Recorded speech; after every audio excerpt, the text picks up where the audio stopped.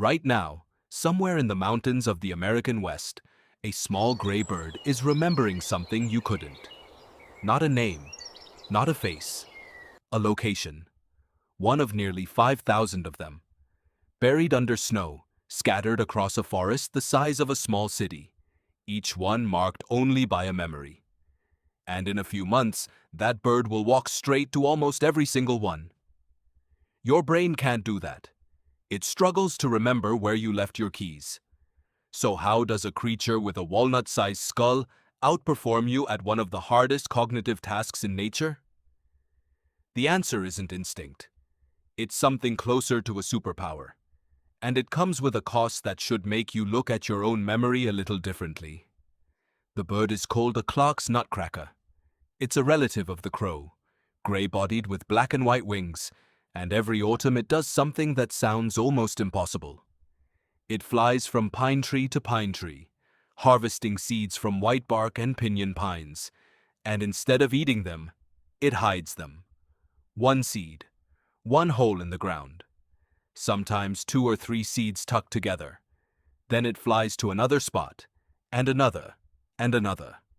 Over a single season, one nutcracker can create as many as 5,000 of these hidden caches, spread across dozens of square miles of forest, each one dug into a different patch of dirt, a different slope, a different tangle of roots. Here's the part that should stop you. It doesn't forget where most of them are. Even after the snow falls, even after the landscape underneath that snow looks completely different than it did in October. Months later, the bird returns and digs, often within inches of the exact spot, through feet of snow, to a cache it hasn't seen since summer. Try to picture the scale of that. Imagine memorizing the exact parking spot for 5,000 cars, in a lot the size of a small town, and then trying to find each one again after the entire lot has been buried and repainted. That's the rough shape of what this bird is doing every single day of its life. Most humans can hold about 7 items in working memory at once. This bird is holding thousands of spatial coordinates for months without writing anything down. Why would evolution build something like this? Because the nutcracker has no other option. It lives at high elevation, where winters are brutal and food disappears for half the year. The pine seeds it caches in autumn are the only thing standing between it and starvation in February. A nutcracker that forgets its caches doesn't just go hungry. It dies. And so does anything depending on it, including, unexpectedly, its own habitat. White bark pine trees rely almost entirely on nutcrackers to plant their seeds, since the seeds are too heavy to be carried by wind. The forest itself is partly built on this bird's memory. Biologist Russell Boulder spent decades studying exactly how these birds pull this off, running experiments where nutcrackers cached seeds in controlled environments and were tested on recall weeks and months later. What he found wasn't guesswork or smell-based searching. The birds were using true spatial memory, recalling caches based on landmarks and precise positioning, not scent, not random digging. Take away the visual landmarks around a cache site, and the bird's accuracy collapses. Give them back, and it snaps into place again. Feel that for a second. This isn't a bird born with a superpower already installed. It's a brain that gets built by necessity, season after season, expanding under the weight of what it needs to remember. Your own hippocampus does something similar. Studies on London taxi drivers, who spend years memorizing the city's tangled streets, found their hippocampi were physically larger than average and grew larger the longer they drove. Memory, in birds and in you, isn't just stored, it's grown. But here's the twist that makes this stranger than a simple story about a smart bird. The nutcracker doesn't remember everything, not even close.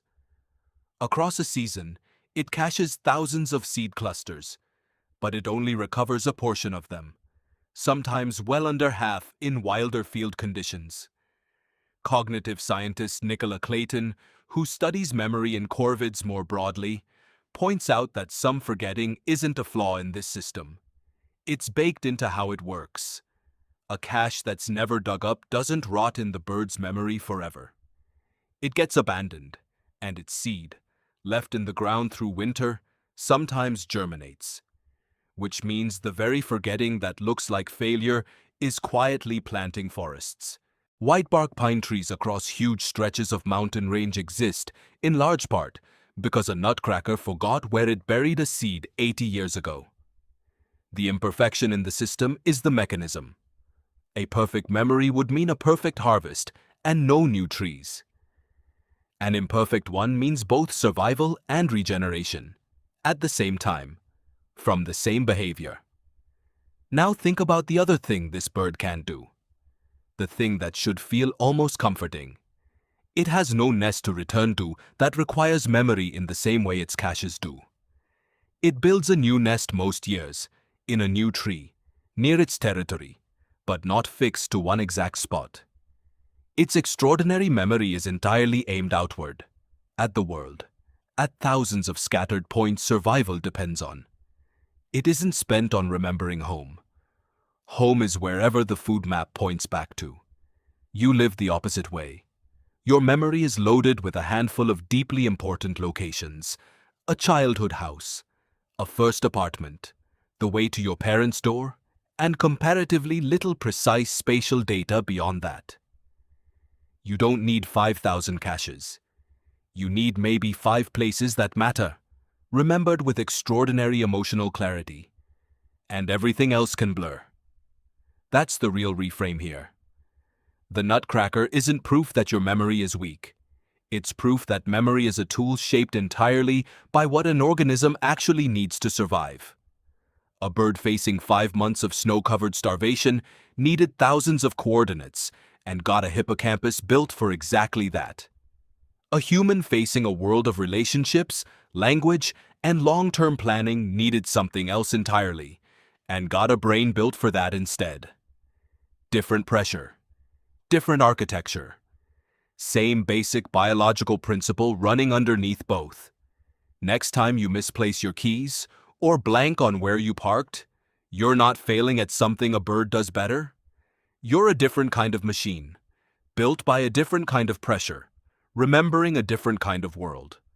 The bird outside your window right now might be holding the location of 4,000 more hiding spots than you could ever track. But it couldn't find its way back to a memory of your face, your voice, or the year you were born. It never needed to. So somewhere in the mountains, that small gray bird is remembering something you couldn't. And somewhere in your own mind, right now, without even trying, you're remembering something it never will.